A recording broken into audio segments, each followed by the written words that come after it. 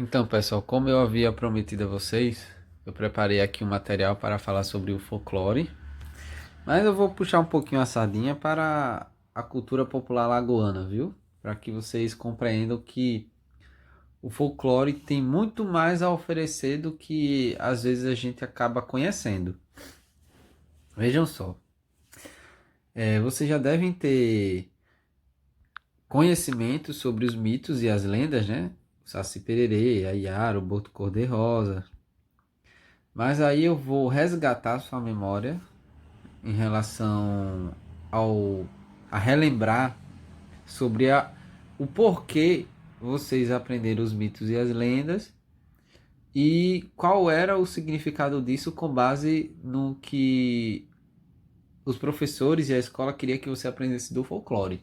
Vejam só,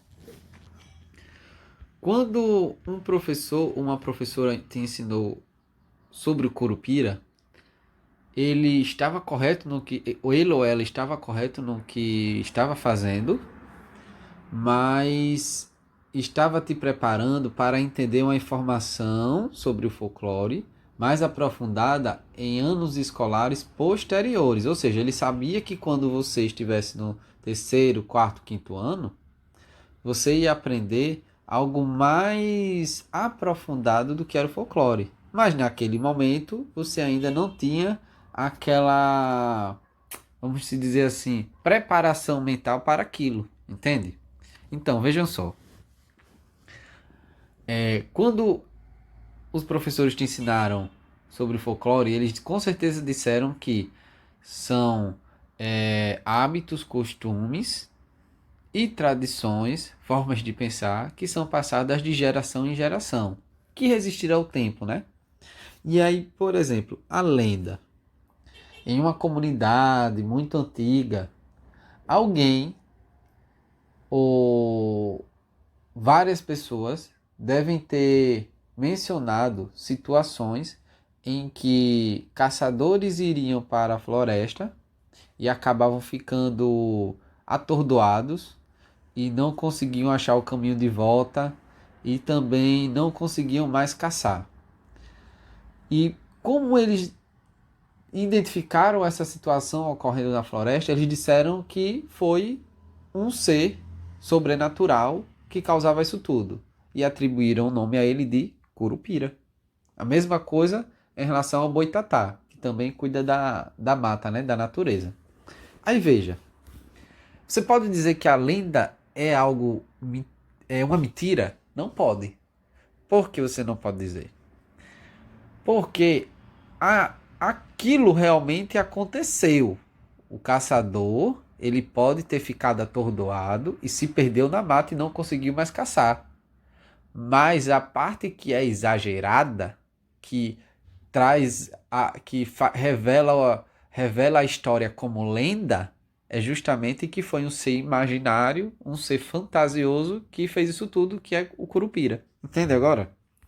Então, não é que a lenda seja mentira. A lenda ela só atribuiu a alguma coisa que aconteceu a uma pessoa não, a um ser imaginário, ser sobrenatural, que pode ter a figura ou não de uma pessoa. Aí veja, quando você aprende essas lendas, está corretíssimo em entendê-las para que você compreenda que o que as pessoas dizem, o que as pessoas fazem, ou o que as pessoas pensam, pode ser repassada e pode, ao longo do tempo, ainda estar na mente e no imaginário das pessoas. E isso é que é o bonito, isso é que é o bacana do folclore, entende? Porque quando você se depara com a lenda dessa, você diz, poxa, mas quando foi que ela surgiu? É, em qual região do Brasil? Em qual estado brasileiro? E cada estado brasileiro vai ter a sua lenda, vai ter os seus mitos. Entende como isso é legal? Porque você mora aqui em Alagoas, aí você vai para outro estado. Quando chega nesse outro estado, você diz: Puxa, as lendas do meu estado são parecidas, mas tem algumas que eu nem conhecia, são totalmente diferentes. E o que essa lenda vai me dizer sobre esse estado que eu estou visitando? Você vai para a Bahia, por exemplo. Chega na Bahia, Aí eles te contam a lenda, que é própria da Bahia. Você diz, poxa, então isso aqui conta a história daquela comunidade que fica lá na Bahia, lá no estado da Bahia.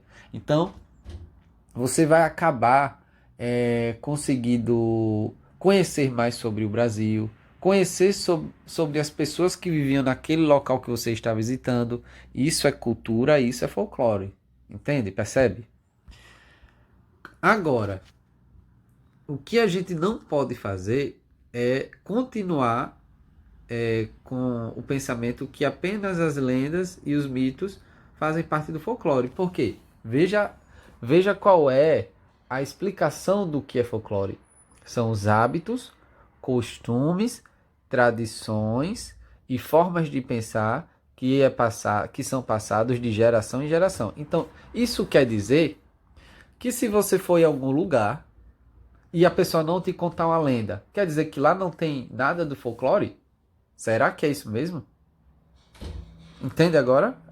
Então veja só. Você vem aqui uma pessoa de outro estado vai visitar sua casa, chega aqui em Alagoas. Se você mora aqui no município, chega aqui no município de Maceió e te diz: "Me fale sobre o folclore aqui de Maceió". Você vai falar sobre o quê? Já parou para pensar isso? E aí? O que é que você vai falar? Você vai falar da Yara? Você vai falar do Boto Cor-de-Rosa, do Saci? Será que o folclore são apenas as lendas? E o que é que você vai falar pro seu coleguinha que veio visitar você e quer saber sobre o folclore do seu município? É por isso que eu preparei esse material, entendeu? Para que você passe esse conhecimento, perpasse esse conhecimento, ultrapasse e chegue até a, a um pouco da profundidade do que é o folclore. Veja só. Para estudarmos sobre o folclore, eu trouxe um autor aqui que se chama Luiz da Câmara Cascudo. Nasceu em 1898 e faleceu em 1986. Quem foi ele? Historiador, um professor, um pesquisador brasileiro, um jornalista e folclorista. Folclorista no sentido de estudar a população brasileira, saber conhecer sobre os seus hábitos, sobre os seus costumes, sobre as suas formas de pensar e tradição e criar um acervo, criar algo que a gente consiga ler para entender quem foram eles, quais são esses hábitos, esses costumes que foram passados de geração em geração e hoje fazem parte do folclore. Entende como isso é importante? Então veja, de acordo com Câmara Cascudo, estou lendo essa passagem aqui, essa parte aqui, ó. De acordo com Câmara Cascudo, o folclore representa os hábitos, costumes e tradições de um povo. Culinária, professor, culinária, comida é folclore, é sim. Sabe por quê? Imagine que lá tempos atrás, 1950, 1900 ou até 1800, uma pessoa e várias pessoas começaram a gostar de uma receita. E aí elas foram passando essa receita. A mãe passou para a filha passou para sua filha, que já era neta, né? E assim vai, foi passando. Isso quer dizer que aquela receita foi passando de geração em geração, até chegar na sua casa. Você pega aquela receita, sua mãe pega aquela receita e diz: olha, quem me deu essa receita aqui foi a minha mãe. E quem deu a minha mãe foi a minha avó. Olha só. E quem deu a avó? Entende? Isso quer dizer que aquela receita está há muito tempo circulando, pode sim ter sido modificada, mas ela manteve a sua essência, ela manteve o que ela é. Se a receita é de pudim, ela pode ter novos ingredientes, mas essa receita de pudim, daquela forma que é feita, ela foi passada de geração em geração e chegou até a sua casa. Isso quer dizer que aquela receita faz parte da culinária e faz parte do folclore da região que você mora. Entende como isso é importante? Existem receitas com o cuscuz, com a macaxeira, com a batata, com o inhame, que fazem parte do folclore, que foram inventadas lá pelos índios. Olha aí. Então, veja que a gente já está saindo dessa questão de lendas, tá vendo? Agora, festas tradicionais. Ah, professor, as festas são folclóricas? Elas é que são mesmo. Porque imagine só, você sabe quando iniciou o carnaval no Brasil? Você sabe quando foi a primeira festa junina? Você sabe quando foi o primeiro festival do Bumba Meu Boi? Há muito tempo atrás. De acordo com Luiz da Câmara Cascudo, a primeira apresentação, pelo menos que foi registrada, documentada, escrita, sabe quando foi, minha gente? Em 1840. 1840. Nós estamos em 2020. Então veja, naquela época, as apresentações relacionadas ao Bumba Meu Boi já faziam o que fazem hoje.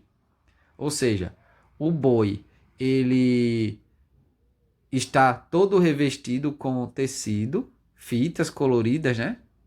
E existe uma pessoa que vem montada no boi, e existe outra pessoa que é o que vai matar o boi, dar uma paulada na cabeça do boi, o boi vai cair e vai levantar como se tivesse ressuscitado dançando, que é justamente uma das apresentações do Bumba Meu Boi, né? A faça, se chama Faça do Boi. O boi não morreu ou morreu e ressuscitou, mas ele já ressuscita dançando. Que isso vai remeter justamente a uma história antiga, que é a história de um ex-escravo, de um casal de ex-escravos que se tornaram pessoas do campo, e que essas pessoas que trabalhavam no campo também estavam criando animais, incluindo o boi. E um dia a mulher desse ex-escravo, ela ficou grávida e ao ficar grávida ela teve desejos, né? Que as pessoas dizem que as mulheres têm desejo ao ficar grávida. E aí ela queria comer, sabe o que, minha gente? A língua do boi. Ela disse que estava com vontade de comer a língua do boi, então o marido, para que a esposa sanasse aquele seu desejo, ele fez o quê? Olha, falou para as pessoas que estavam perto dele: peguem o melhor boi que eu tenho. Só que quando elas foram procurar o melhor boi que ele tinha, e que ele gostava muito desse boi, viu? Não acharam. E quando acharam, ele estava quase morrendo. E conta a história que um curandeiro foi até o boi, e o boi, depois que já estava morto, ressuscitou. E outra parte da história conta que não foi um curandeiro, que foi um pajé, que foi até o boi e acabou fazendo com que o boi ressuscitasse. E eles fizeram a festa do boi, a festa do Bumba Meu Boi, para comemorar que o boi ressuscitou. Veja só, isso é antigo, é uma história antiga, mas que se tornou o quê? Se tornou um folguedo. Existe esse folguedo em vários estados brasileiros, que eles fazem por meio de dança, de teatro e de música, a faça do boi, onde o boi vai morrer e vai ressuscitar, e as pessoas às vezes veem a apresentação, mas elas não acabam ligando essa apresentação ao que aconteceu antigamente. Entende como o folclore ele conta a história do seu povo e das origens dele? Então veja. Então isso quer dizer que a culinária ela faz parte do folclore. Foi passada de geração em geração, resistiu ao tempo. Modificou-se? Modificou-se, pode se modificar.